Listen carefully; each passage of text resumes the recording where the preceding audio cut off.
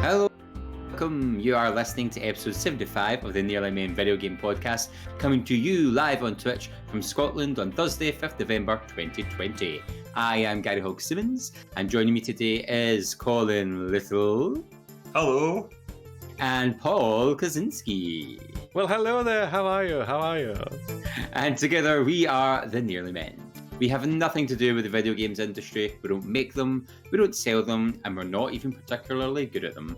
We are the Nearly Men, and at some point you have probably kicked our asses online. Yeah, we have.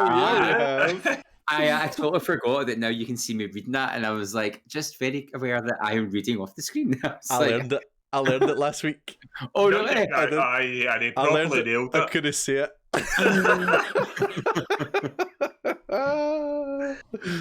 I started laughing because I hate smiling. I tried to do like a hello and then a smile, and then I had this I just knew I had this gormless, slightly creepy look on my face, and then I just lost it and started laughing. So that's good. The very first week I did it, I had gestures and stuff because I was proper in the zone. And then today I was like, oh wait, they can see me now. I was like, eye contact with the audience. And then I just looked a wee bit creepy, so I was like, wait, don't look at them. Don't look at them. Son of a gun. The Nearly Men creeping folk out since 2015.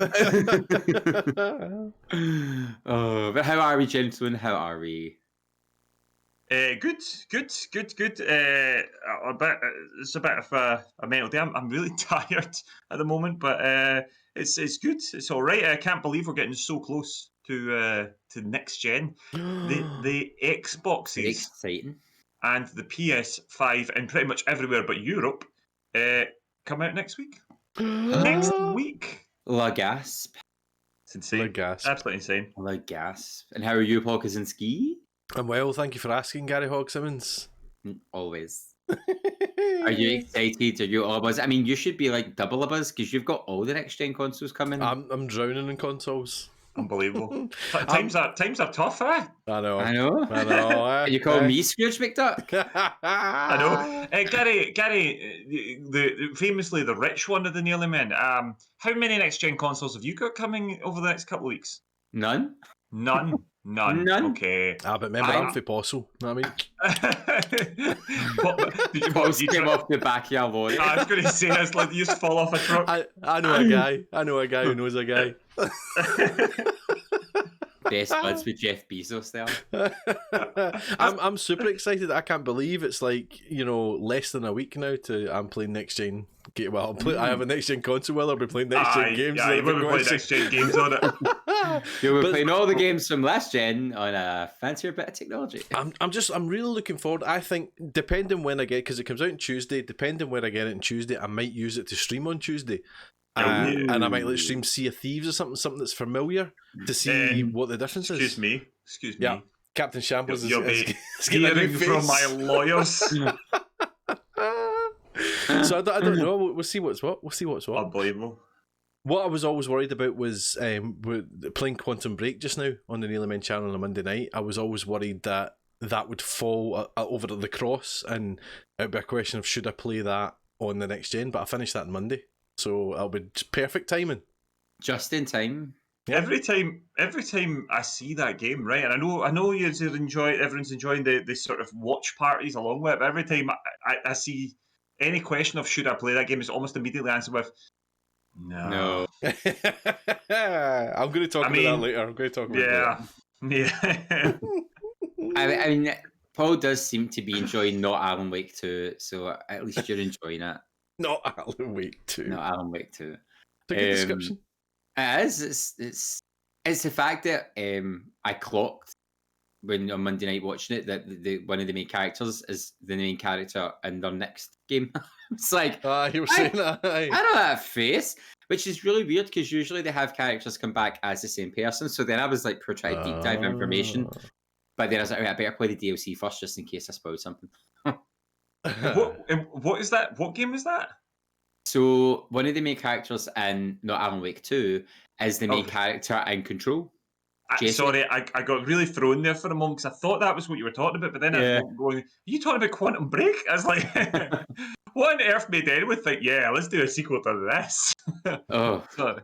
Well, that's the thing. The whole string theory of their games being set in the same universe. Yeah, But then it kind of broke it a bit. So I think maybe they did that to kind of be like, we don't talk about that one. That she's getting her own game this time, which is a different character. Like, well, who knows? Who knows? But Alan Wake's always kind of interested me, but I've never actually played it. It's like great. I actually have it sitting in my PC. It's been sitting there for months. Like, play me, and I'm like, oh, eventually, One day. one day. And the sequel, well, the semi sequel, it's like I thought it was a cartoon game for some reason, but it's not. It's the same graphics. It wasn't like a true sequel, but it finished off the game. It's very strange. I think it's called Alan Wake's American Nightmare. And I was like, sure, I'll buy that. But yeah, so a very exciting night ahead. Although, fun enough, so we're doing our games of the generation, and then today I was sitting and I was like, I feel like we've already done that, but it wasn't. What was the last one we did? It was our Games of the Decade. Games of the Decade. And you know, Because I was like, Well, I've sort of shifted mine to not include. Well, yeah, because I'm sort of trying to differentiate from the Games of the Decade and the generation. I mean, there aren't any rules. It's just what you want. But the danger is because the decade ended just at the start of the year. Then it is there might well be some crossover here, but I think this particular generation has finished quite strong. So most of my games are a bit more recent. And of course, lots of the viewers have been in touch. And we love when you do get in touch. And if you would like to get in touch with comments on tonight's episode or anything we've been playing or you've been playing, here's how you can do that. Reaching the Nearly Men is easier than ever. Search for the Nearly Men Video Games podcast on iTunes, Spotify, YouTube, or your preferred podcast player. We stream on Twitch. Follow Colin at Colin_NM. Follow Paul at Paul Kaczynski, all one word. Follow Gary at Blunderboy87. And let's get social on Facebook as The Nearly Men, Twitter and Instagram where we are at Nearly Men, or go old school and email us on info@thenearlymen.com. Need all that again? Links are on our website, thenearlymen.com. So what are you waiting for? So please do get in touch. We do love when you get in touch. Now, apologies. I'm sure this will be for everyone, but it is the 5th of November here, which means fireworks are going off. So if you hear any loud bangs, that's what it is. Yeah. Same here. I'm hoping the microphones aren't picking them up, but I just had a barrage of them during that contact us bit, and I was like, may as well mention that just before they think I'm in Basra or something, getting shot at. That's right. Yeah, that may be something, especially for our lovely podcast listeners who might be listening to this in a couple of days' time.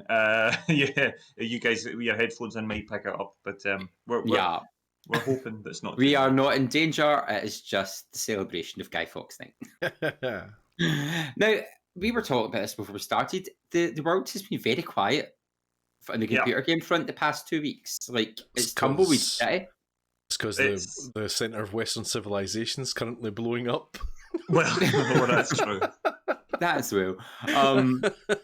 But like, I had a quick look before we went live, just in case there was any breaking news, and there was really nothing. I mean, there was something about Nintendo's like quadrupled their profits. Yay! And that's because they don't lower the prices of their games. Exactly. Was there anything else newsworthy? I don't know. I mean, the Cyberpunk delay was ages ago now, wasn't it? It is in between episodes, to be fair. So we can moan about that if you want. It's been delayed to the 10th of December now. Yeah. Do you know, I don't think anyone was shocked when it happened because you'd heard whisperings of it, and then it just feels to me it's like the game that's never going to be released. I think it was a bit of a shock when it got delayed after it had gone gold. That doesn't happen very often. That doesn't, quite often. Even when Last of Us got that little delay of a couple of months, it went gold afterwards. They didn't, they made a big thing about how it had gone gold and then they delayed it. That was a bit unusual. But actually, I was sitting there going, "Oh my god, I've got PS5 coming. I'm only going to afford one game. Cyberpunk's coming out too. What one should I pick? What am I going to do?" At least that's taken that thing out of the issue for a while. I don't know. Every time, we discussed this last time, the fact that there's rumours. I don't know if this has been confirmed or not that Dr. Disrespect might be in the game. Mm-hmm. The more information, now I love CD Projekt Red. I think the game looks really cool, but a lot of these little tidbits that are coming out kind of turning me off it a little bit. Yeah. I still think it'll be great, but I don't know if I want influencers in the in the game. I don't know if I'd recognise them. It was a bit like when they had Jeff Keighley and all that in Death Stranding. I was like, don't really care. I think if it's done like that, then it's not. It doesn't bother me because it's an afterthought. It's a wee Easter egg. Oh, that's Jeff Keighley. Oh, it's good to have. Mm-hmm. And it'd be the same if it was that for Dr. Disrespect. But if he's a character that's very obviously Dr. Disrespect, then I think that's dangerous. Well, I'm not sure about that. I don't know. Yeah. I mean, he's certainly not. It's not the Keanu Reeves situation. That Keanu Reeves is a proper Johnny Silverhand. He's a proper character in the game. I don't think it's quite that, but yeah, I don't know. The first time I remember anything like that happening was in Mass Effect 2 when they had that reporter from IGN, something like that, and she played a reporter in the game. And the vitriol she got, or the backlash they got for including, I think she was maybe quite controversial in the gaming community as it was. And for a lot of people, they were like, I don't want a real life journalist playing a journalist in my space game that's made up. There was quite a bit of a barmy about that. It really split decisions and her being involved. But yeah, if it's them in a game set in a future as themselves, it's a bit like, wait, what?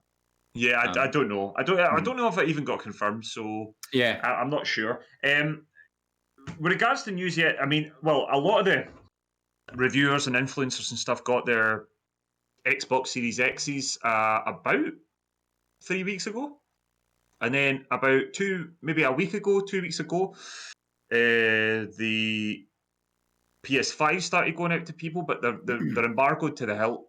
So there was bits where you could see controllers, or you could see this, or there was a few times when people were showing you load times on Xbox Series X, showing you load times on PS5. We've seen the UI. There's been little bits, but nothing major. The one thing that did come out maybe a few hours ago is obviously the embargo on actual console hardware reviews has come out. And for the Xbox Series X and Xbox Series S.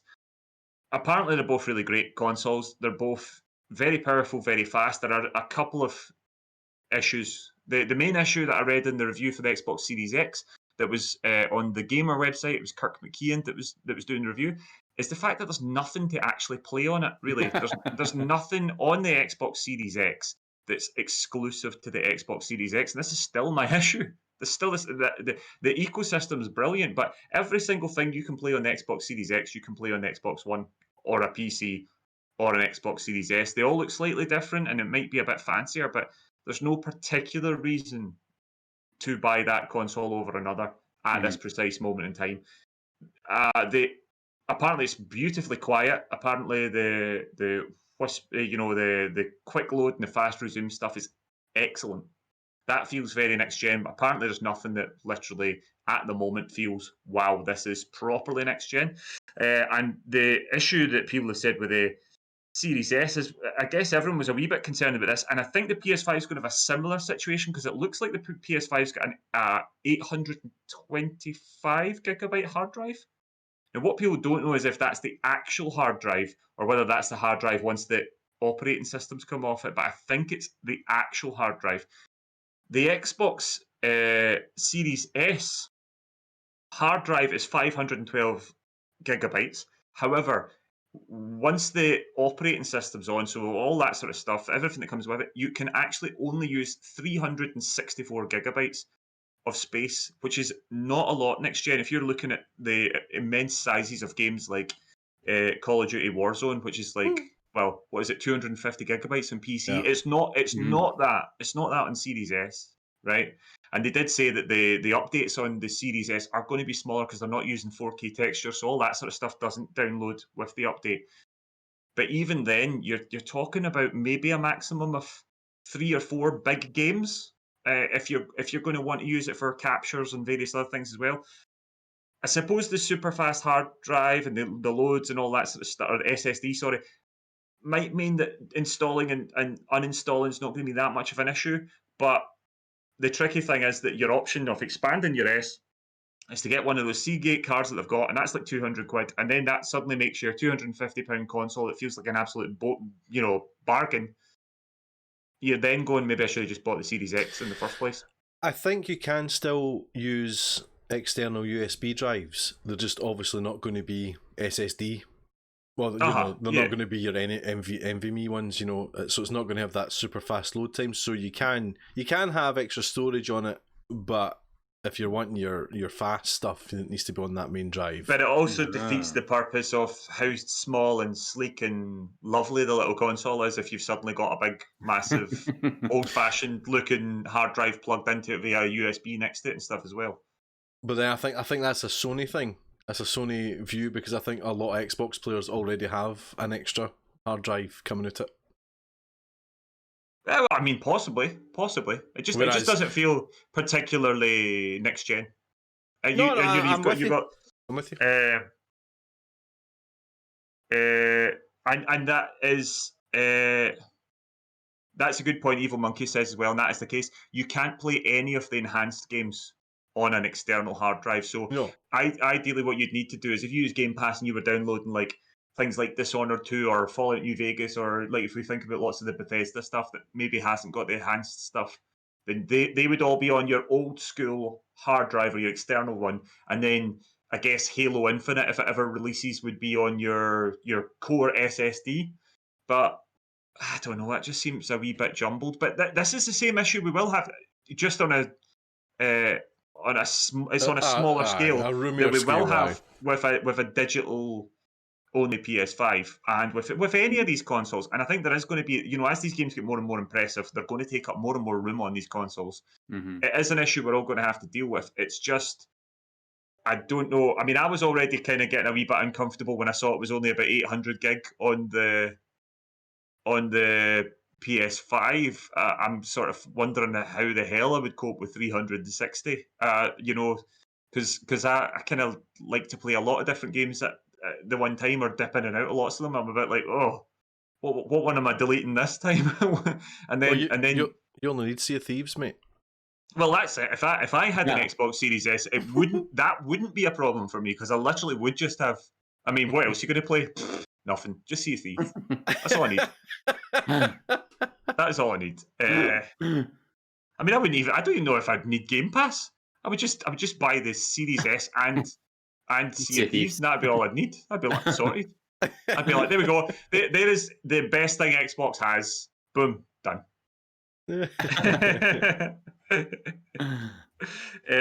So yeah, that and again, and I just say this, I saw Evil Monkey mention it earlier. I did see a couple of things, by the way. Sorry, I did spot in the chat, not to hijack this bit. See, told you, Gary. He'll run away with it.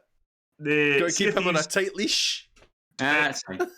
Have been released, and Evil Monkey's put them here. So on the Series X, there's improved load times, 4K at 60 frames per second. So that's quite impressive. Doesn't feel. I mean, those numbers aren't particular. They're talking about 120 frames per second and all that. That was their big eye-grabbing numbers they were talking about. Faster than the human eye. Series X, and they're not managing that at the moment, but we'll see. On the Series S, however, and this is where I say this doesn't sound particularly next gen. 1080p at 60 frames a second on the Series S.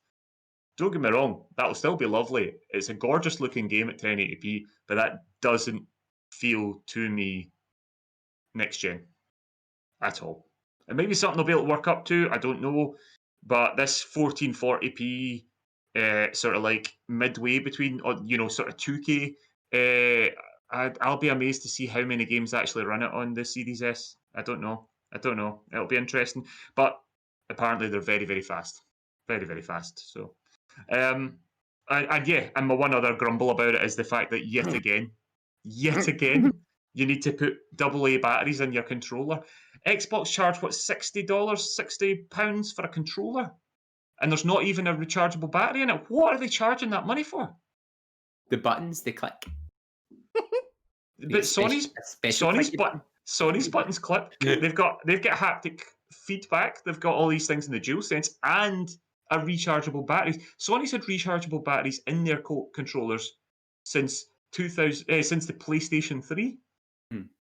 I don't know. I just But find it as a strange choice, and in defense, playing devil's advocate, because it's never happened to me.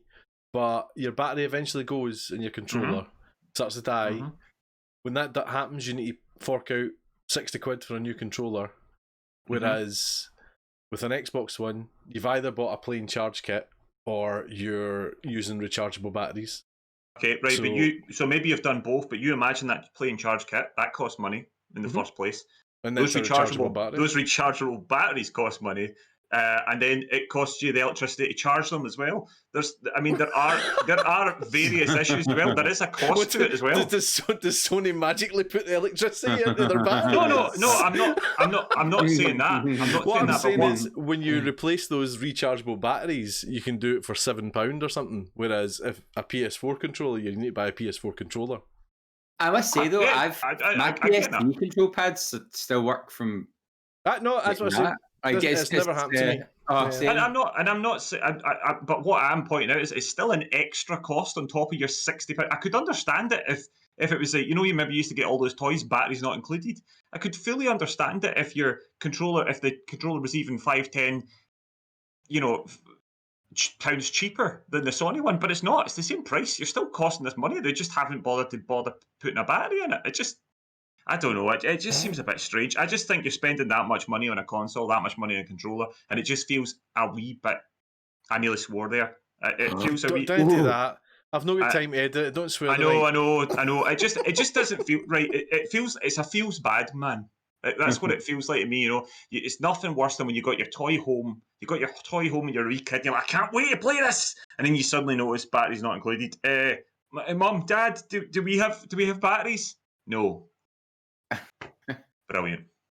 And that's Colin clearly went through some personal trauma with toys in the past. I know, absolutely. Every time, you get the batteries. So that was your news.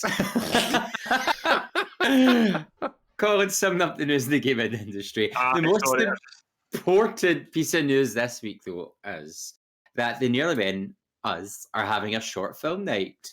Woo! Yay! Get the bastards ready. Scraping the bottom of the barrel for content this weekend. This was by public demand, I'll have you know. I'm gonna hand over to Paul and Colin because they've taken the reins and they've been doing all the work for this. So boys, titillate the audience with what's happening. Well, I can't remember when this started, but I don't know if it was on my Red Dead stream or the Ghost of Tsushima stream that we did, Colin. But we started talking about the Western that we made, and the people in the chat were saying, "Oh, where can we see this? We need to see this, blah blah." And it's been kicked about a couple of times before about us showing this Western on this channel, because it's Colin and I made it, along with the wee Maverick produced it as well. And so basically, I thought, why we could show the Western. So we thought, well, let's make a night of it as well, and we'll show some other stuff as well. So we're going to show the Western, which is called Broken, and it stars a handsome, rugged, beautiful young man called Paul Kaczynski and Colin Little. No, Colin's the lead in it. He plays the lead cowboy. He's my cowboy, baby. And I directed it. We both wrote it. The wee Maverick produced it, and a whole host of other people made this happen with zero budget. I should add, not a penny was used in this. It was all out of generosity and kindness of the talent and people in the area.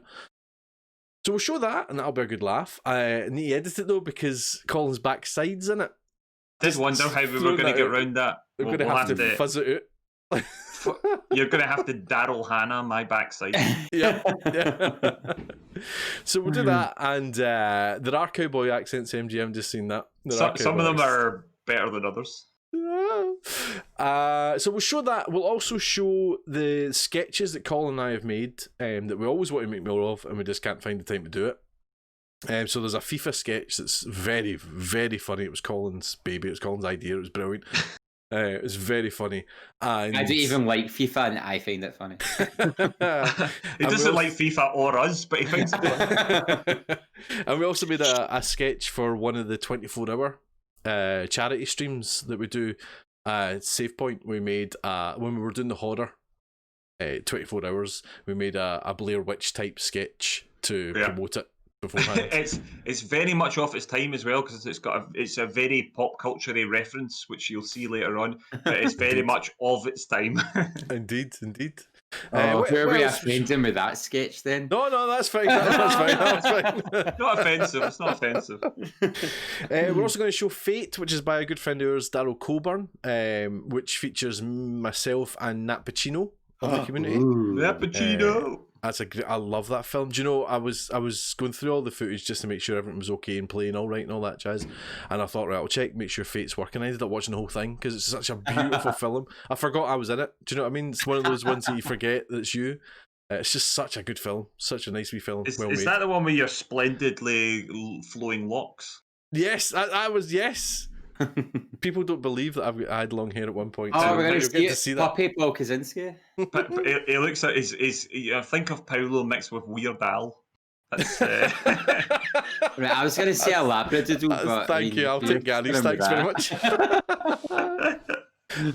We'll also show a wee music video that I made along with a wee Maverick called Buried Treasure, which was for a LA songwriter called Grant Lee Phillips, and somebody else makes a wee cameo in that, wee Blunder Boy.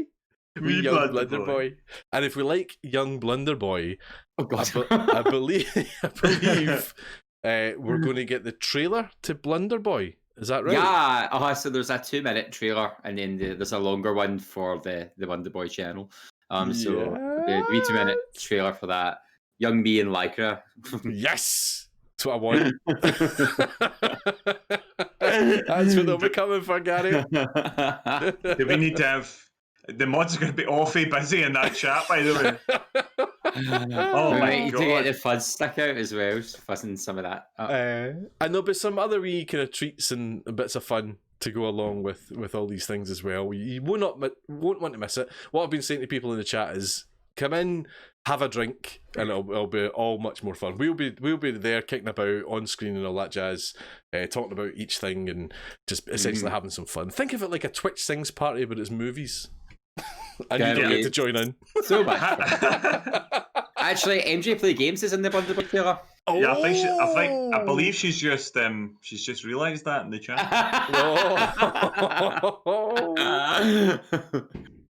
I can't emphasize this enough though. Come in, have a drink, have another drink, have another drink. Because pretty much everything you will see that night is made with zero money and you know, zero degrees money of and various degrees of quality and talent. So it'll be good fun. Think of it like a party. That's how I'm selling it anyway. It's going to be fun. It's going to be a party where us three just keep constantly going, oh. I know. I'm actually I hate watching cringing already. But yes, that's Saturday the 7th of November, 8 PM on twitch.tv/The Nearly Men. Yeah, and I hasten to add to anybody out there that's listening to the podcast, if you've still got time, don't be afraid of Twitch. Don't be afraid of Twitch. It's just, you know, it's just another video sharing, video watching platform, much like YouTube. You can just follow the link and go there. You don't even have to sign in. If you do sign up an account, it's free. It just means you can join in the chat, but you can also just watch for free. So it's not something you have to be afraid of. And it'd be lovely to have even more of you lovely folks out there who listen to the podcast. And we do still see, sometimes we can get a bit sidetracked, obviously, because we are now live on Twitch and we've got a chat here. But we appreciate you folks out there listening to us on podcast form as well. So you don't have to feel left out. We are there as well.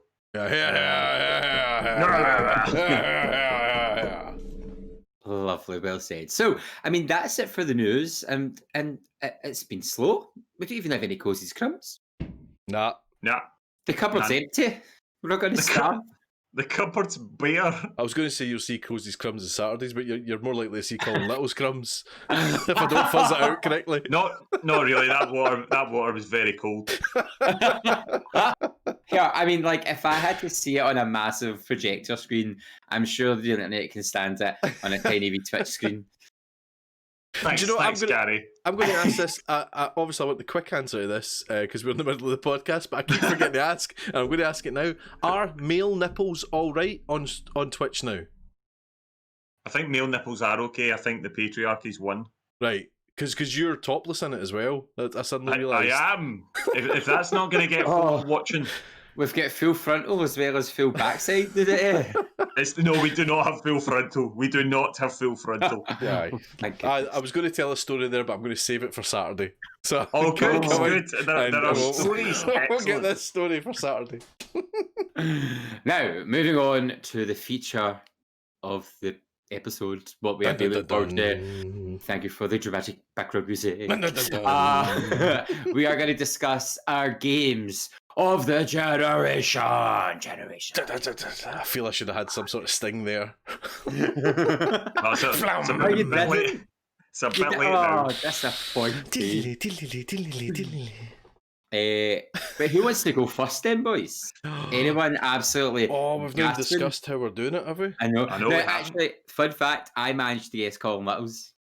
Bang on, by the way. Bang First on, yeah. guess. Guess. And at first I thought he was just humouring me, and then he's like, no, that's right. And I was like, I am a god. So You're either a god or I'm just very predictable, and I think we know which answer it is. I am a god. Yeah. I think the live wire for this will be Paul Kaczynski, because Paul Kaczynski just picks not random games, but games that you kind of go, oh really? Yeah. Tennis World Tour 2.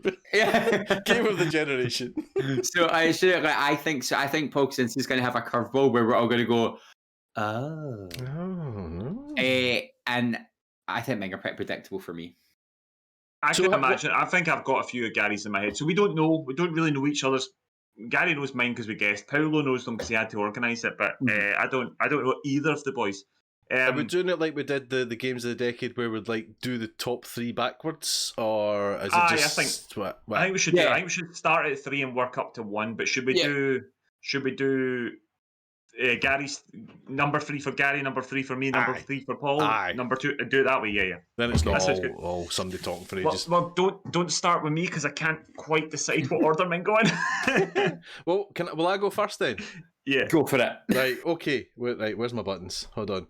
Where am I? Oh, there I'm there. Right, so I found this really hard before we start. I found this really difficult, more so than Game of the Decade or anything like that. And I think it's because I did hum and haw and go, is that this generation? Is that generation? But I just went by the years. So when the PS4 came out till now, essentially.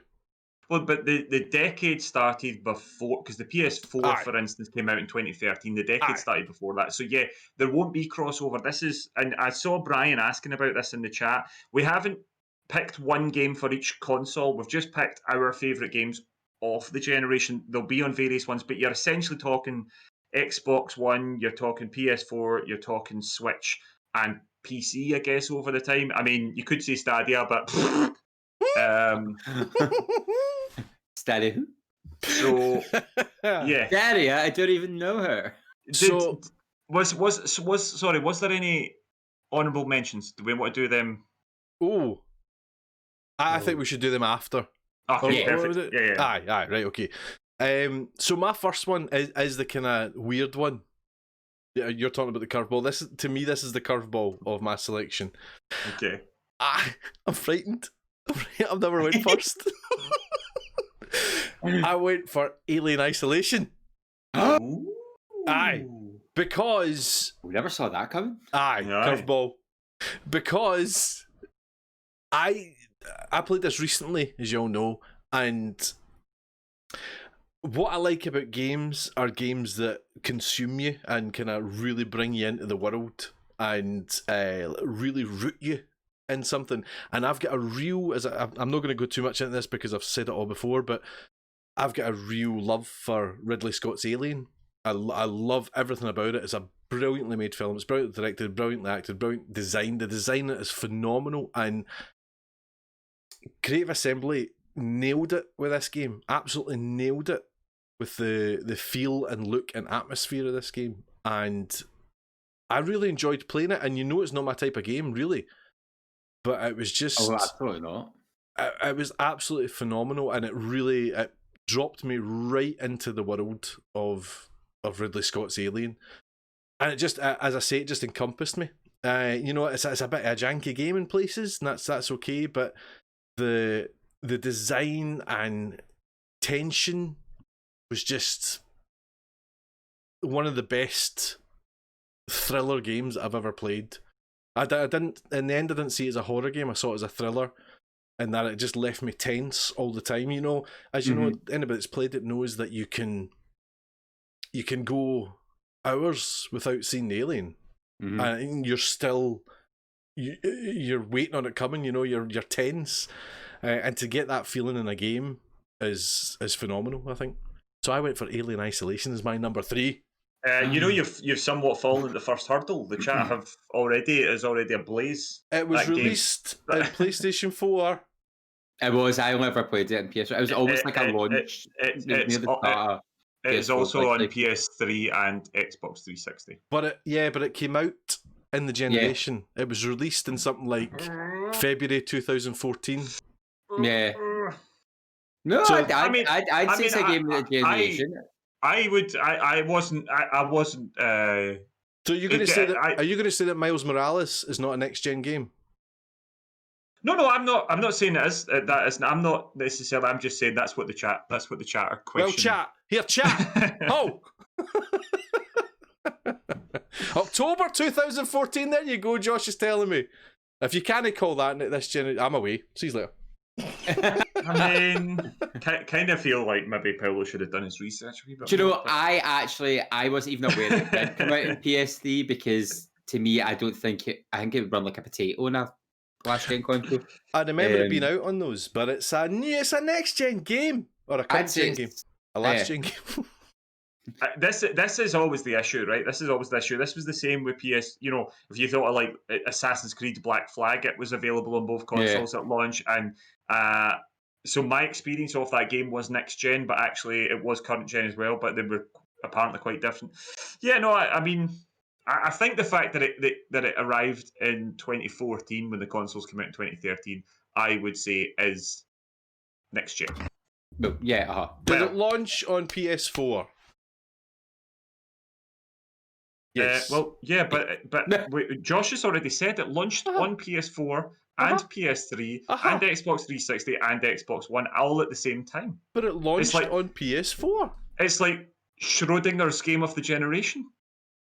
In that sense, generations don't exist because everything comes out in PC. Exactly. Well, that is the thing. That is the thing. Generations are far less now that games aren't on cartridges, for instance. There is a much more of a blurring of lines between generations. I think it stands.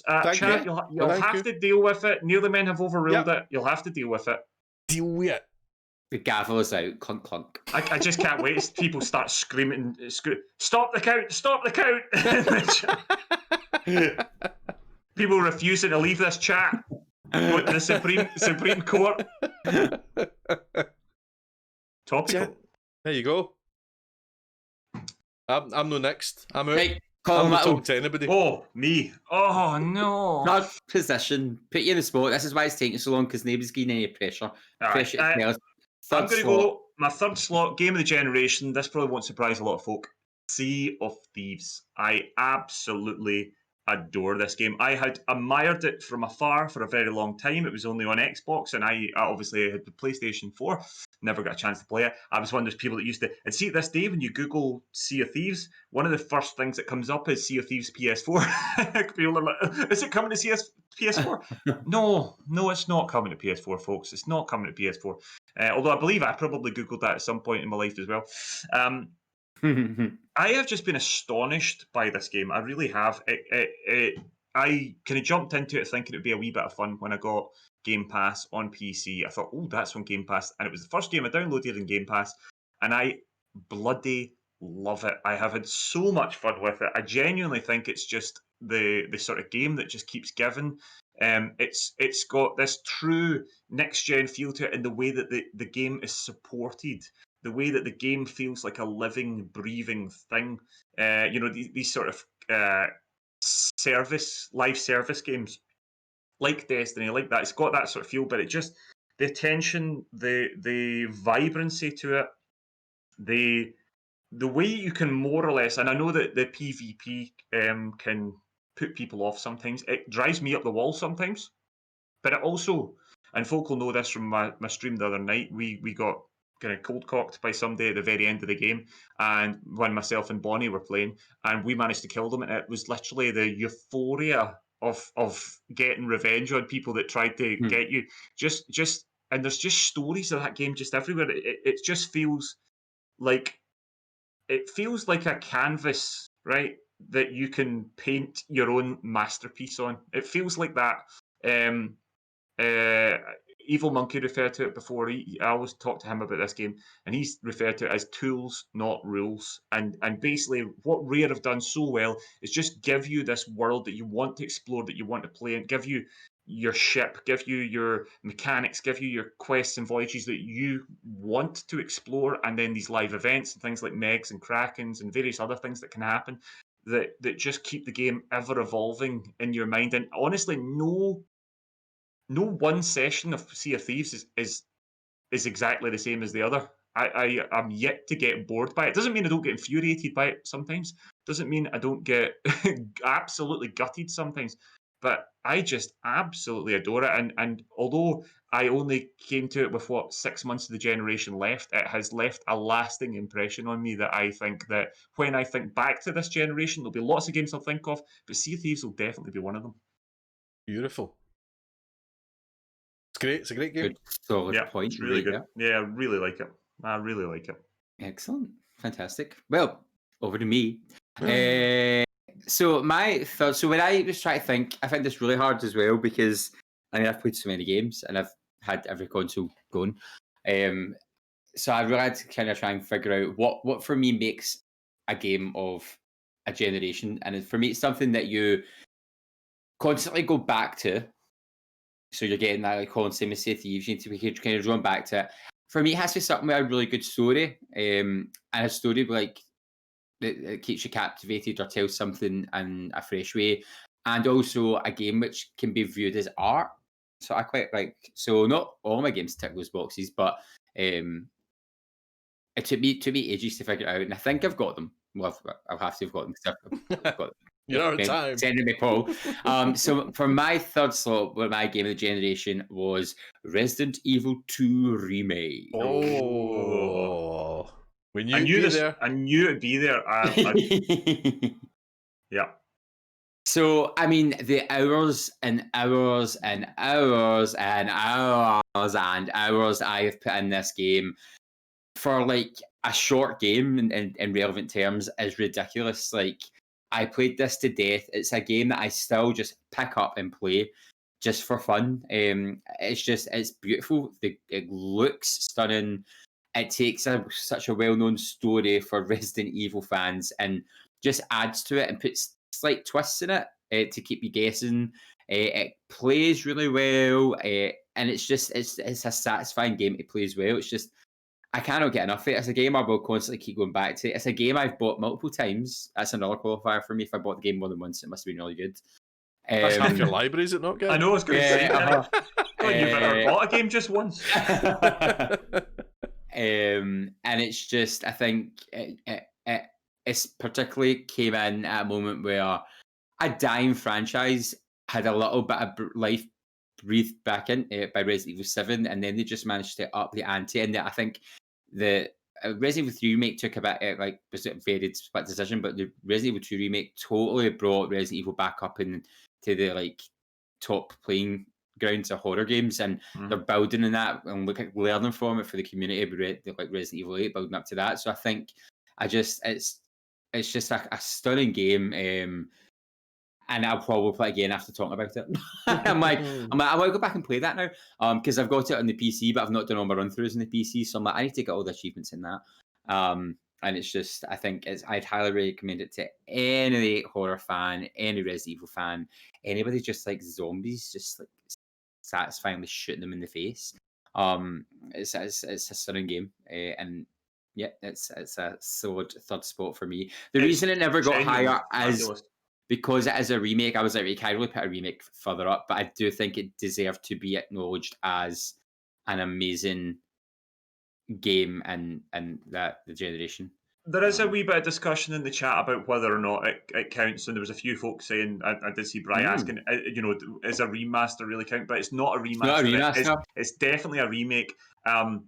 And I would say that the absolute quality of the game and how they made it means it definitely counts as one of these. And I think it's genuinely astonishing. I had high hopes for it. I think it's absolutely brilliant. And yeah, I mean, this game, it's an interesting one for Gary as well, because that is your favourite game of all time, isn't it? The original. Yeah, Resident Evil 2 is like my most favourite Resident Evil game ever made, and it's a game I could sit and play umpteen times hours upon hours. So for me, it was a total, is there going to be a hit or miss moment, and they like knocked it out of the park. Well, that's the thing. I mean, it so needed that game had everything stacked against it. It could not have had more pressure on it for you. Like it would have been so easy for them to have done something that made you hate it.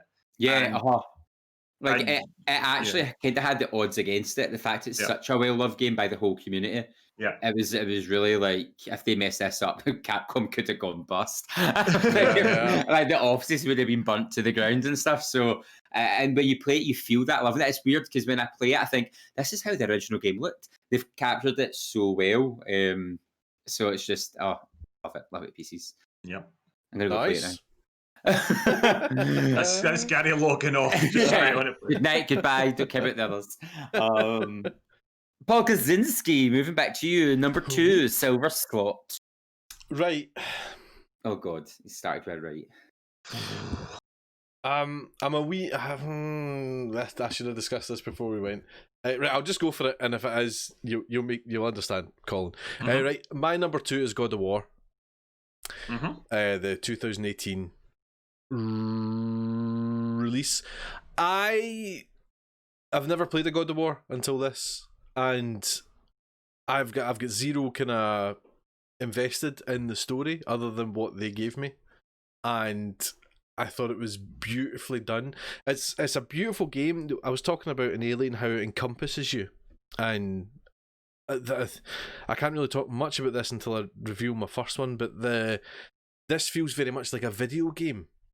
That's a really well made video game, if that makes sense. I'll be clear in a wee while, but it's really well done, and it's really well designed. Like the mechanics of it and the level design of it are really well done to make you feel like it's a big world, but it's not. And I think that's a really clever thing that games manage to do. The fact that it's all one shot blows my mind. I can't comprehend that. The filmmaker in me is just over the moon by that kind of thing. It's relentless to the point where you want it to cut, and it doesn't. It's just so well done through ludicrous sections, like going through walls and things like that as you throw somebody through a wall.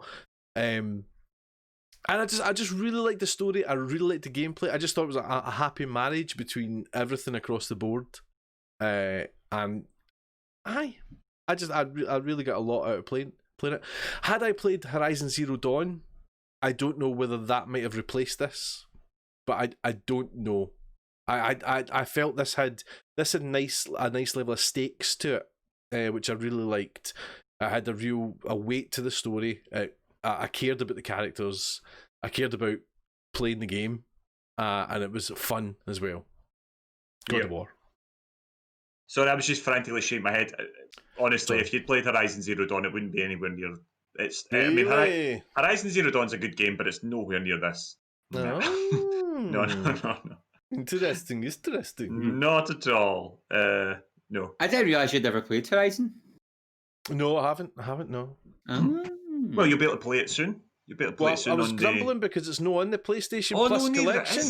Neither it is. Nah, I mean, is it not coming to it though? Once I wonder if it might. Maybe it's under PC restrictions at the moment or something. I don't know. But so there you go. God of War's my second. Nice. Well, on that note, my second game is also God of War. I'm glad it is. I mean, Paulo's touched on it. I would slightly argue, and it's kind of the point that Gary's made. this is a video game. There is very powerful video game elements to this, obviously. The gameplay is fantastic. The new mechanics are brilliant. The change of direction of cameras and all that sort of stuff compared to the previous God of War games.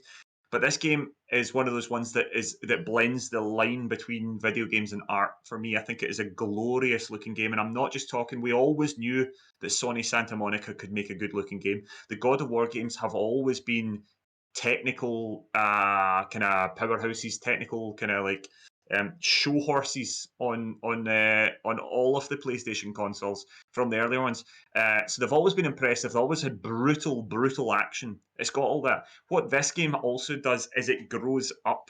It's growing up as well. And what it does is,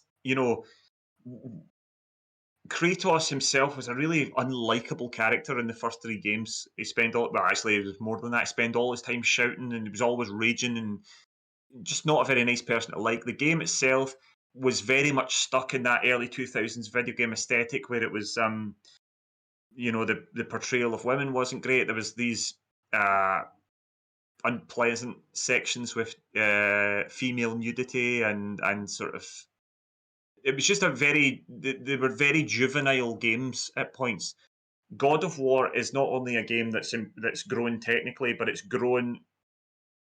matured in a storytelling way. It's matured. You can tell the developers, you can tell video gamers, talking broadly here, have matured a bit. We know that's not fully the case. And I just think it's just an astonishing game. I had massive hopes for this. I've played all the God of War games. I was looking forward to what I saw of this. The idea of taking Kratos and putting him in Norse mythology really appealed to me. And as I said, my hopes could not have been higher for this game. And it astonished me in every aspect of it. I genuinely think this game is a masterpiece. I absolutely love it. So much so that I cannot wait. And I think this is part of the reason why I've picked these games generally, because I'm either obsessed with playing them constantly or I'm definitely going back to them. And I mean to do the whole thing again at some point. And God of War, I cannot wait to play it on PS5 and just play it again. I just can't wait. I think I might join you in that at some point because I rushed it. I can't remember why I rushed it. I had to finish. I think it was your copy I had or something. I wanted to get back to you, or somebody else wanted it or something like that. And I rushed it, so I just played the story, and I did very little else, and I'd quite like to explore it a wee bit more. It's magnificent. I've platinumed the game, and I fully intend to platinum it again on PS5. It's absolutely wonderful. It's genuinely so good. It's so good. I mean, it really is. Yeah, I just loved it. Bring on the sequel. Yeah, absolutely. Bring on the sequel. It's funny because I wasn't interested in God of War, and then Colin and Paul were like, "Oh, we're going to play it," and I was like, "Oh, I may as well get it and play it." And I really enjoyed it because I never played the original God of War games until they did the HD collection for PS3. So I came to those a bit later, and I liked them for being hack and slash. And then I hadn't really given much look into God of War, and I did. I enjoyed it every minute. I thought it was a really good game. It's a solid gaming experience. Yeah. Right, Gary. Okay, I need to check my list. I'm very curious as to what's coming next from Gary. Well, I've had my finger hovering over the buttons because I don't know the order, but I got Gary's wrong. I got yours right, Colin, but I got Gary's wrong. Oh. Okay.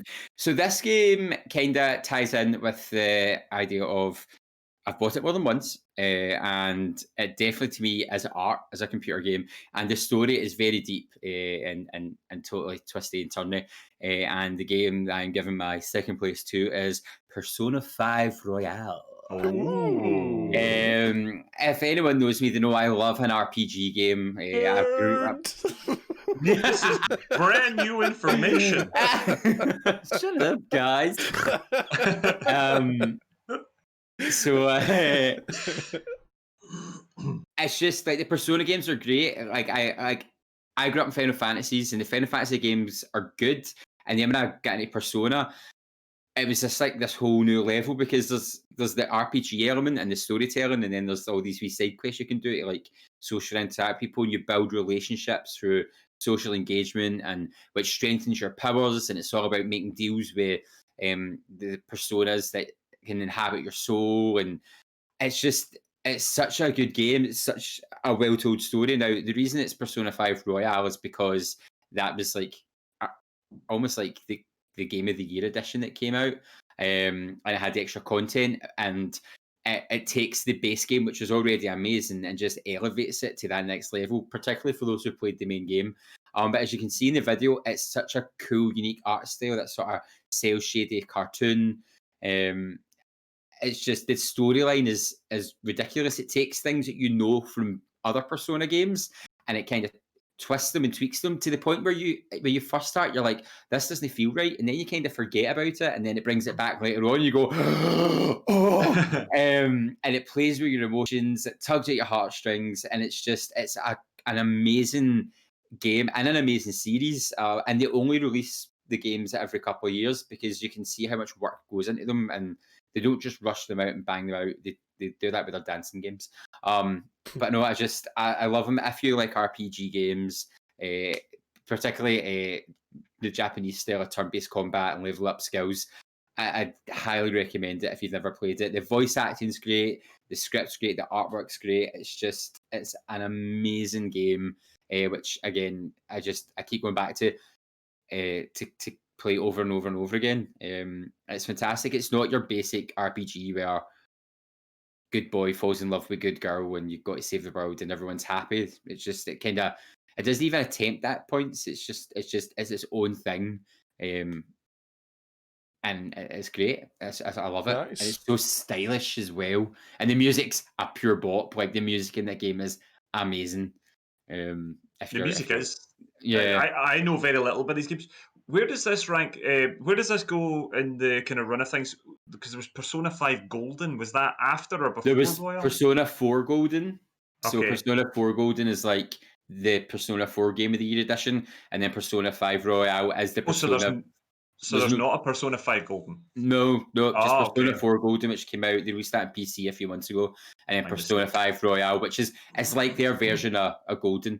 Okay. It just adds new things to it, a new character, new bits of the story, and it's amazing the small tweaks they make to the story, which have such a big impact. So when you're playing it for the second time, you go, "Oh, I remember how this was the first time," and it totally changes the whole impact to the scene. But no, it's a great game. Again, I need to go finish replaying that. Brilliant. And try to platinum hunt it. It's one of those games where the platinum, it's like not a slog to get to, but it challenges you and it gives you challenges to go for it. So it just hit all the monsters. Kind of like God of War's challenge. Now, God of War had all the Valkyrie stuff and like that. Those Valkyries. Yeah. Yeah, So it's got stuff like that. Yeah. Is this not like 300 million hours long, this game? That's what I was going to say. There's a lot of hours in platinum in that game. Probably. Like, the good thing is you can New Game Plus it to make it easier, so you can go through a New Game Plus and try and do a game. But it's not like difficult to go through. You enjoy it. There's enough choice to change certain bits of the plot or react to things differently when you go through it and try and get things different. And you get a lot of carryovers as well between different games. So it's a big game, but it's worth every single penny. Nice. Mr. Kaczynski, your first sport. Your game of the generation. Game of the generation. I'm not ready. I'm worried in case you say something weird. No, again. See if he says Tetris again, I'm going to kill him. Tennis World Tour 2. I had to. I think I know what's coming. You know it's there. I know it's there. It's Red Dead Redemption 2. It has to I be. didn't realise. It has to be. And this is this is similar to God of War, right? This is what I was talking about, God of War, in that God of War is a video game and it's a very well designed game, and you're not on rails as such in God of War. It's not like that, but there is. It's not open world. It's got these open world sections, but it's a more linear experience than this. Yeah. So that to me that makes it a video game, and that's that's not a bad thing. I like that. I like that it hones you in and focuses you where you need to go and all that jazz. Red Dead Redemption again comes back to the alien thing of just encompassing you in this world, and you know, if we leave the online just now and we just focus on the actual single player, it was just such an alive world. Everything about it was just really well done. I mean, we know that Rockstar can do these stories really, really well, and these worlds, open worlds, you can go anywhere you can see basically, and it was just so hyped up. It was I mean, I don't know of a game that was more hyped than this game. And aye, okay. There's another one that might be discussed shortly. You know, it's up there with that select few of heralded games, and it could have so easily fallen flat in its face. And like I say, leaving the online stuff aside, because we know that's no great as it came out. The single player and the story for this was beyond what I thought it would be, and it was just so rewarding an experience. And you know, I'm a sucker because again, like the alien thing, I'm a cowboy world. I love cowboys. I love that Wild West, all that kind of shebang. So putting me in that world was a dream come true kind of thing. So I'm going to be biased to it in that way, but it was just, I just come back to the world alive. I said it to the wee Maverick not long ago playing the game. I said, I feel that when I'm riding through this town, that there's a squirrel somewhere on the other side of the map eating nuts, and that I feel that that's happening while I'm here, and it's just the whole world is alive, and it just, again, like I said, it just encompasses you, and just I was just so rewarding. The story was so good. It was epic. It was touching. It was exciting. It was varied. The whole shebang. Red Dead Redemption 2, people. It's a glorious game. I absolutely love it. I love it. This game was so. I mean, Paolo, you and I were in overload excitement for that a year in advance. Aye, at least a year before they announced it. We were peeing ourselves. Yeah, but like once they announced it, the podcast had like every single episode we were talking about it like for a year in advance, and it was getting a bit much because they weren't even giving us information. We just couldn't stop. We were just so hyped. The game's glorious. The game is absolutely glorious. And if I had 5 games on my list, it would definitely be there. It would definitely be there. I guess my thing's slightly coloured by the fact that I've spent a lot more time in the online than I have in the single player. I need to go back to the single player at some point. The online wasn't what we wanted it to be, and that was a letdown. It's taken a bit of it off me because the online isn't as good as it could have been, and that disappoints me. It has got better, like we've spoke about a million times. It has got better, but people are away, people have gone, people have decided, no, it's not for me. And I've been playing it on a Tuesday, and it's been really fun, really, really fun. And I'm enjoying playing it again, and I think it's because I'm now just playing it the way I want to play. Like I'm playing what I've got, basically, as opposed to going, I want to rob a store, I want to rob a bank, which is what we should be able to do, but it's not there. It's mental, you can't. And who knows if it's coming or not, but I just think, no, there's things to do in it now. Let me do the things that we can do. The amount of care that they've given to Grand Theft Auto Online and the lack of care by comparison that they've really given to Red Dead makes me think it's probably not coming. I don't know. Unfortunately, it's just never going to be quite what it is. It is what it is, and it's all right. It could have been magnificent, and I just don't think it is. But the actual game, the actual single player campaign, is wonderful. Yeah. The writing, the storytelling, the great characters in it, and there's lots of lovely little Easter eggs about how John Marston got his scars and things like that. There's little things that they explain in that game that if you know the first game well and you hold it as high as we did, then you go, oh. Yeah. It is an astonishing game. Beautiful as well. Absolutely beautiful. I hope they update it for PS5. I hope they do, but the problem is I've got it in disc and I'm getting a digital. So have I, Colin. Won't you buy it again, mate? I'm not Gary Hogg. I can't buy the game again. Do you know, I'll I've got to the bag point it, where I'm son. now thinking... I'll hold you to that. bloody- Red Dead's for all. I'm now thinking, do I keep my eye out in case it goes on sale, even if there's not a PS5 update, See, and just that get it then? occurred to me. I did think, oh, I wonder how much it is digitally right now. Sorry, the wives aren't watching anyway, Colin. They're doing something else. My wife's watching right now. She just looked at me. It turns out that's not an option. Won't talk quieter. I can talk feel the quieter. daggers. Yeah. Okay, so I discussed this earlier on, right? And God of War is one of those games that sort of blurs the lines between video game and art. This game, for me, is art in an astonishing way. It was super hyped. It's super divisive, and I love that about it. It is my game of the generation, The Last of Us Part 2. I was genuinely astonished by this game. I sat with Sherry Bobbins, with my wife. We sat and played the entire game through, and she watched the entire thing like you do a movie, and we smashed the whole thing in, I don't know, maybe like 4-5 days of just playing it constantly. It kicked me in the guts regularly. It made me cry. It astonished me. It made me angry. Just these visceral responses that you're not always getting in a video game. I was just blown away by everything that they did, and I love the fact that it would have been so easy for Naughty Dog to just go and give you more of the same.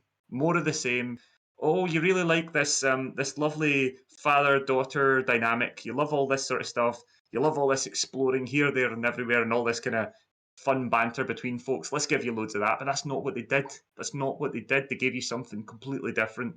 They changed perspectives. They made you think about things you were doing. I think the combat is brutal, and the combat in the original Last of Us is brutal and unforgiving.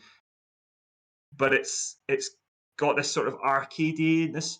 The combat in The Last of Us 2 is horrific, and every life you take, it takes a little bit of your soul away. Every single person that you kill, it's not, when you're playing Uncharted, you're merrily mowing down hundreds and hundreds of people and throwing grenades and laughing as you see them glancing about. Everyone who dies by your hand or in front of you during The Last of Us 2 takes a little bit from you almost. The AI, the look of the thing, the animations. I mean, I just was astonished by it, and it's one of those games where I need distance before I can get back to it. But I, for one, and we talked at length about this on the spoiler cast, and I know it was a wee bit divisive with the boys. I think we all agreed it was an impressive thing. Yeah. I just loved the bravery of it. I just loved and I also just loved the fact that Naughty Dog took all this heat from all these incels out there who didn't like this or didn't like that and felt it was virtue signaling or felt it was this or that, or and I just loved the fact that they didn't care. They didn't care. They told the story that they wanted to.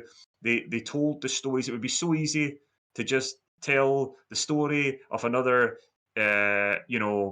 straight white cisgender dude, and just he's the hero and everyone else sort of like rallies around him or fawns over him and all that sort of stuff. And they didn't do that with The Last of Us 1, but there was elements of that. They certainly didn't do that with The Last of Us 2, and I just adored it. I just thought it was a magnificent game, and just a technical achievement as well. It is astonishing looking, and it could not have been a more hyped game. We talk about how hyped Red Dead was, and it was. The Last of Us had that pressure on it as well. The original Last of Us is a masterpiece. Mm-hmm. This game is even better for my money. I think it's better. It was. It was. Yeah. I just thought it was astonishing. Do you know? I'm not going to say too much because we've said it all in the spoiler cast, but it is a phenomenal game. Both Gary and I had problems with the story. Yeah. Which we'll not go into just now, just in case. People haven't played it, but I mean, I'm with you. An epic achievement it is, and I'm so with you on. I'm so glad that they didn't just pander and give more of the same, or just go down easy street. It was complete opposite, and I really applaud them for that. It's not what I wanted, but that's okay. If you know what I mean. But again, and we're going over all ground, but that's a lot of the reason why I adored the game, because they didn't give you what you wanted, they didn't give you what they expected. And I think the glorious, because there was points in the game where I don't know how I feel about this. Looking back on it, I'm so glad they made me feel that way, because art should be subjective. It should make you feel things. You shouldn't, and I don't think you should suddenly go, oh, that was. And don't get me wrong, there's moments of levity, there's moments of absolute fun in that game. There's also moments where you're literally like, I'm about to burst into tears. I just feel overwhelmed. There's also an astonishing moment in it where it literally, it almost, and this will get the boys' blood boiling a little bit, but it almost out Resident Evil's Resident Evil. There's this whole section where it becomes this sort of kind of survival horror. Yeah, you've got it. Which I was again like, this feels like a game within a game. It's astonishing. I love the gear changes. I love the story, the perspectives. I just thought it was marvelous. All right, I mean that's what I took away from it, was the bravery of the storytelling. Yeah, I just didn't think it was clean enough, but it's the bravery of it that I took away from it, and what made me enjoy it, still playing it. Made me want to finish it. I think it's also see what art. I think you can take a lot of the quality of the art when you look at the particular people it pisses off. Well, yes, and that sort of way, I'm like, oh, gold star for you. I'm delighted. Yeah, I just thought it was marvelous. Nice. Well done. So, my turn. Dun, dun, dun, dun. So, Pogs, is this one you didn't guess? I didn't guess any of yours. Look at me. I'm trying to think what's left at Gary. I knew it'd be some sort of weird thing. I'm trying not to swear there. You watch your tongue. Gary, is it Sea of Thieves? Is it Sea of Thieves? I think it's Sea of Thieves, Colin. I think it's Sea of Thieves. It's Sea of Thieves 2. I've got early access. No, it's kind of what Colin was saying earlier. It's games are art, and Colin hit the nail on the head. A game of the generation for me is a game that should be something that stops and makes you think. So a game that it made me stop and think multiple times when playing it, and after playing it and replaying it, was Nier Automata. Dun dun dun. Now, should have known this. The reason it kind of sticks out to me is the game of a generation, and I was kind of going through my head playing it the other night as well. It's just some games, to get a point across, are quite ham-fisted, not pointing elbows at any previous games that have been mentioned. But Nier Automata does this thing where it makes you reflect on the world as it is by making you like empathize with things which have no emotion, and it plays with your emotions. It builds you up to understand that some things are the big bad, kind of like what we got in The Last of Us Part 2, and it builds it up, and it brings this view that your character has, and then as the game goes on, it twists it, and then you don't really know where to stand and what it's saying, and it does an amazing job at just forcing you to look at things from different perspectives and forcing you to consider like everything that goes on behind a plan, and the impact people's actions can have generations afterwards. And it's just, and sometimes you don't realize when you first play it, and that's the beauty of both Nier games. The first playthrough is you play the game and you enjoy the story, and then you get your second playthrough, it starts to unlock these layers. It's like an onion, and the deeper into the onion you go, the more your eyes start to water, and by the end of the game, you're a hot mess. Yes, there's 24 endings to Nier. Some are quite easy to get. Some take a lot of work. And at the end of the game, you have to make the ultimate sacrifice to have the best ending. And I won't spoil what that is because I'm playing it through just now on the my own channel. But it's just the storytelling is phenomenal, and on top of that, the gameplay, and it does this beautiful thing where it has lots of different types. One minute you're playing like an aerial shooter, and then it goes into like you're playing as a Gundam. Then you're on the ground, and you've got your katanas out, and then you've got like your wee robot shooting guns as well. And it's just the world it creates is expansive, and the music's beautiful, and it's beautiful to look at, and it's just a game where every time you go back, you're going to find something new to ponder or question and think about. And that to me is a game that makes you shift of your perspective or viewpoints and just makes you question different things. And as a game, if a game can do that, it's just that's what makes me keep going back for more. I just love it.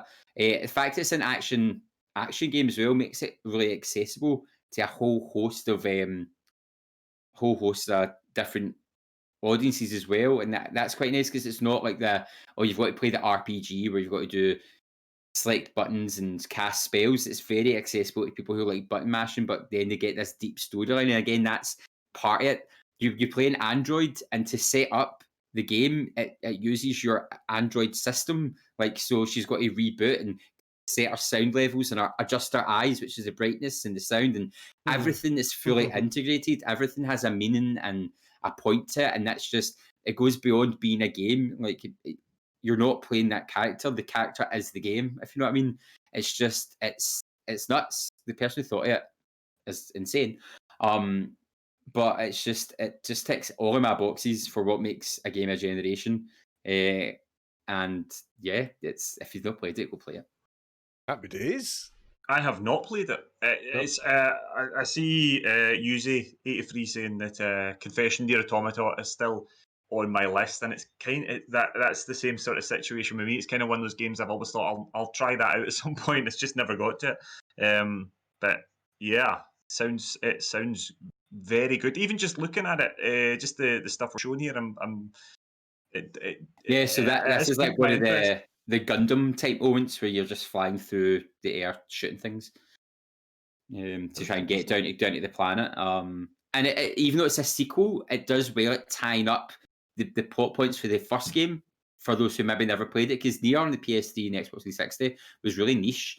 I adored that game. Again, it was a game that did the same thing. It takes your heart and it just rips it out and makes you have to make these really hard, difficult choices constantly, and makes you look at things from a different perspective. And it's smart. It doesn't batter you over the head. It's the way it unpackages everything slowly and lets you get there. So then when the dramatic things happen, it has a proper impact on you, where I had to stop and put the control pad down and be like, oh, I don't want to do this anymore. But then you go back because you're like, well, no, I need to see how it finishes. But no, it was amazing. Excellent. Very cool. So there we have it. Yeah. Listeners, that's the Nearly Men's Games of the Generation.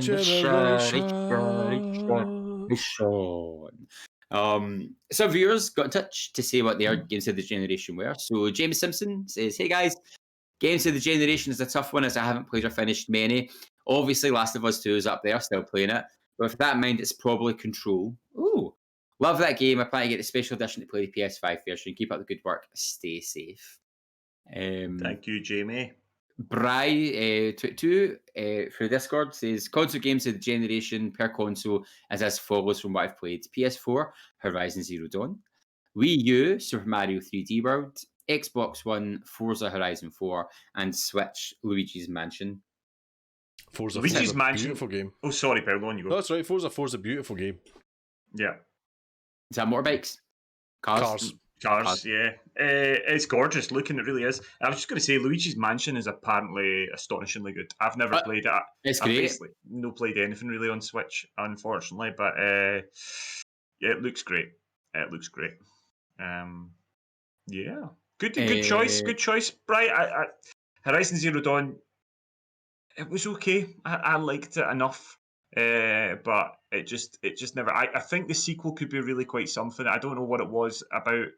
I played a lot of open world games back to back, and I think Horizon Zero Dawn was right in the middle of all that, so I was maybe getting a bit of sort of open world fatigue at the time. So it's possibly better than I remember it.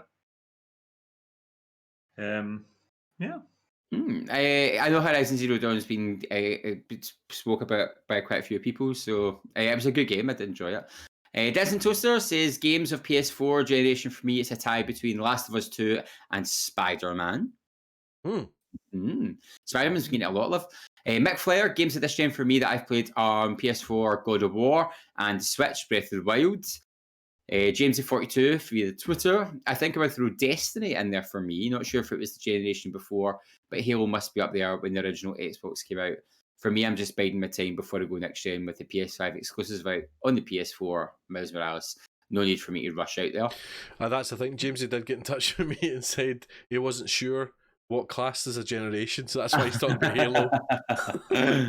He's like, well, I'm not exactly sure when generations start. I don't know if it's like the start of consoles. Or... I mean, I was like, so when are we talking about, guys? Just to make sure. Viva la Hazy says, Viva la Hazy's list goes on, and we love it. The Witcher 3, God of War, Death Stranding, Nier Automata, Zelda Breath of the Wild, Untitled Goose Game, Super Mario Odyssey, Forza Horizon 4, Super Hot, Octopath Traveler, it's a good game, Spider-Man, Horizon Zero Dawn, to name but a few. That's a really strong list. The Witcher 3 was my game of the decade and would have probably made into a list of 5 for me because it is great, but just I think there was a few ones arrived late to the party that just sort of blew it away just. And Jabrias, my favourite games of current gen, Red Dead 2, Witcher 3 and Dishonored 2.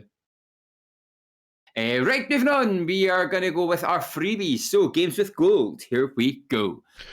1st of November to the 30th of November, you got Origami Shadow Editions, a stealth game on the Xbox Series X, S, and Xbox One. 1st of November to the 15th of November. It's nice of Xbox to make it even harder now. I know, Full Spectrum Warrior real-time strategy on the Xbox Series X, S, and One. 16th of November to the 30th of November, Lego Indiana Jones Action Adventure Xbox Series X, S, and One. And the 16th of November to the 15th of December, Swimsanity Swimsanity, which is a shooter, again on the Xbox Series X, S, and the Xbox One. Moving swiftly over to PlayStation. On PlayStation Plus for the month of November, you are getting Bugsnax Adventures on the PS5, Shadow of Mordor, action adventure game, and Hollow Knight Void Heart Edition, which is a Metroidvania style game. And that's your freebies. Yeah. What have we been playing? Let's fire through this. Aye. So, multiplayer, we were all playing Ghost of Tsushima, which is my first time playing it. I know you boys had played it a couple weeks before. I really enjoyed it. I loved jumping on people's heads and stabbing them. I was having great fun doing that. And enjoying Ghost of Tsushima as well? Not much.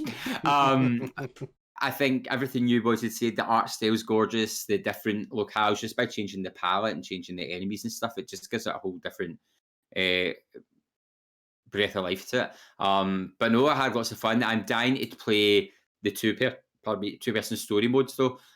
So I need to steal just one of you at one point to try some of those out. But no, I think it's a great setup, a great system, and it works really well. It feels nice. I can see me putting quite a few hours into that with anyone who's up for some Ghost of Tsushima Legends. Definitely. It's really good. Yeah. We streamed the 2-player stuff a while back. We were raving about it. It's just really good. It's not just tacked on. It feels a sort of entity in itself. It's really, really good. Mm-hmm. Colin, what have you been playing? I have been playing Mordhau with the wonderful Racturian, friend of the community. It's a sort of it's basically, if you think of a Battlefield game set in the Middle Ages, it's essentially that. It's a massive multiplayer battler. You do sort of team deathmatches, invasion, capture the flag, all that sort of stuff. But it's swords and shields, it's mauls and maces, it's horseback, archers, bricks getting thrown in your faces, all that sort of stuff. It's absolutely mental. I am terrible at it, but it is a lot of fun. Had a real laugh with it. It's been great. And the other game I was playing was last night on the Nearly Men channel. I tried out the Long Dark Escape the Dark Walker, which is the timed Halloween event for the Long Dark, the Hinterland Games survival game, which I've been having a lot of fun with. This is a really interesting version of the game where you have to try and survive as long as possible in genuine, like, real-time minutes, while this invisible entity, the Dark Walker, slowly chases after you. We had a lot of fun with it on stream. We had scare sounds on. People scared the Jesus out of me while we played it. It's just really cool. This is the first of these events that I've actually had the chance to explore.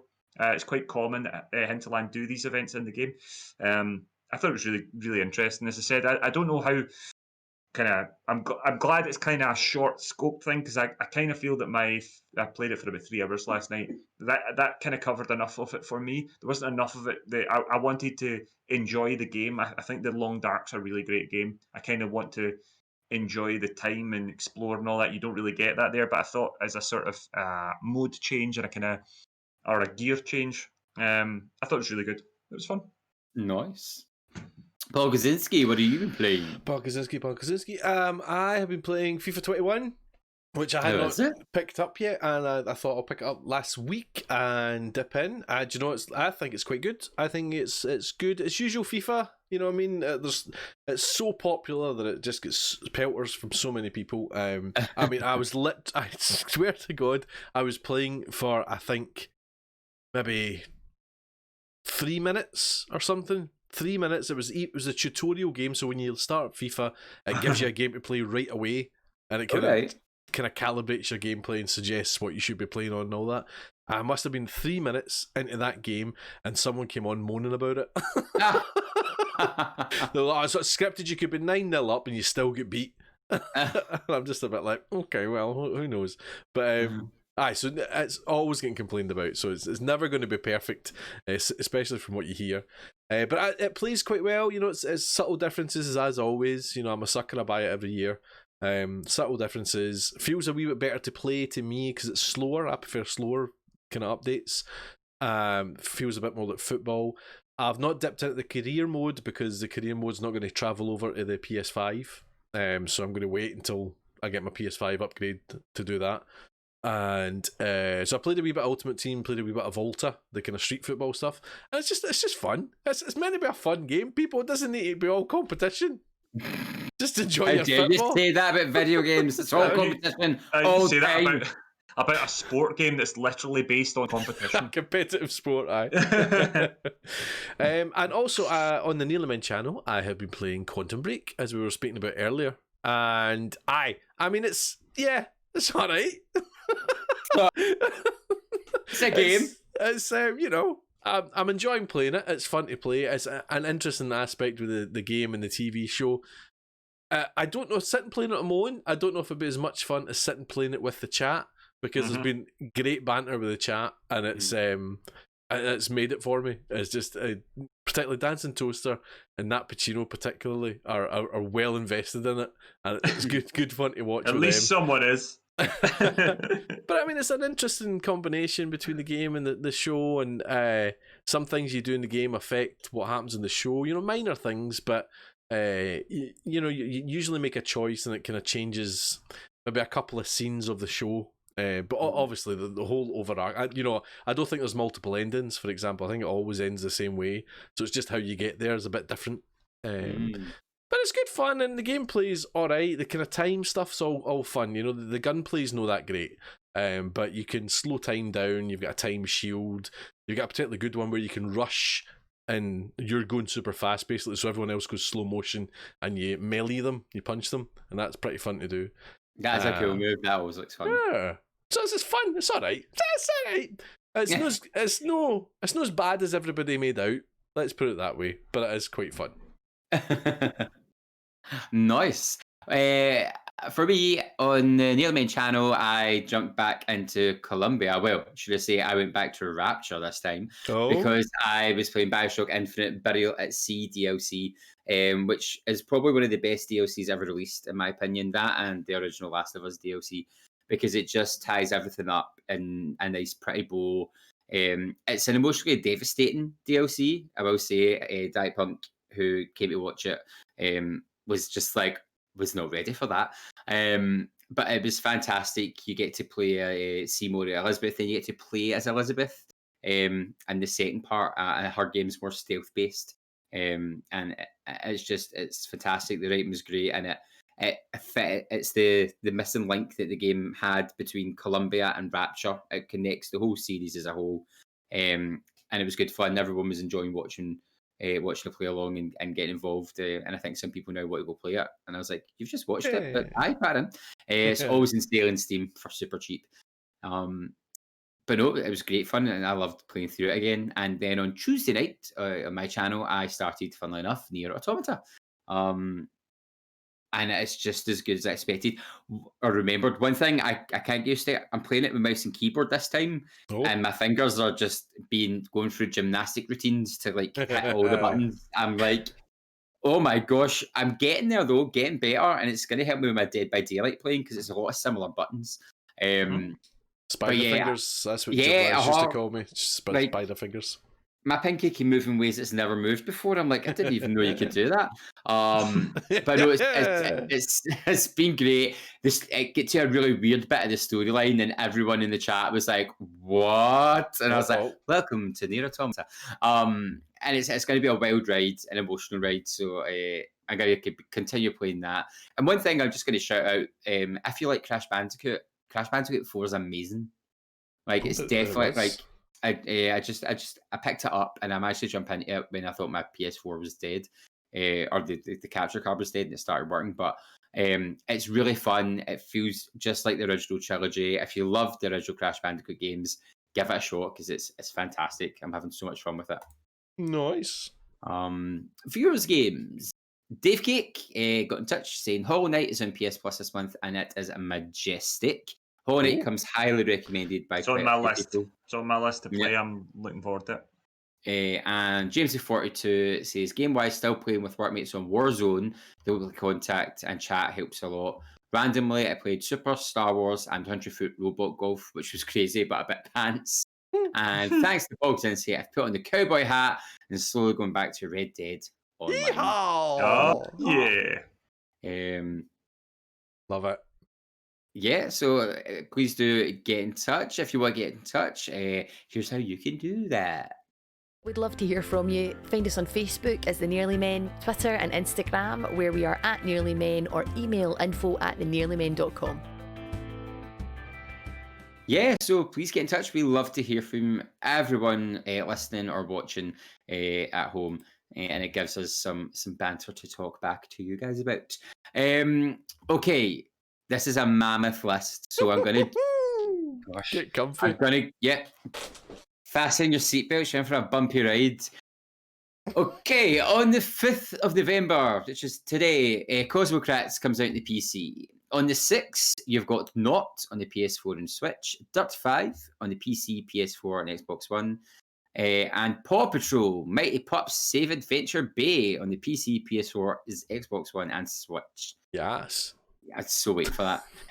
On the 10th of November, here we go, you can get Dirt 5 on the Xbox Series X and listed on the Xbox Series S and X, Borderlands 3 on the Xbox S and X, Devil May Cry 5 Special Edition on the Xbox S and X, Fuser on the PC, PS4, Xbox One and Switch, Evergate on the Xbox S and X, Tetris Effect Connected on the Xbox S, X and One, Warhammer Chaos Bane on the Xbox X and X, Planet Coaster Console Edition on the PS4, Xbox S, X and One, Observer System Redux on the PC, Xbox S and X, Fortnite on the Xbox S and X, Gears Tactics on the Xbox One, S and X, Sakuna of Rice and Ruin on PC, PS4, Switch, Assassin's Creed Valhalla on the PC, PS4, Xbox S, X, One and the Stadia, Maneater, Xbox S and X.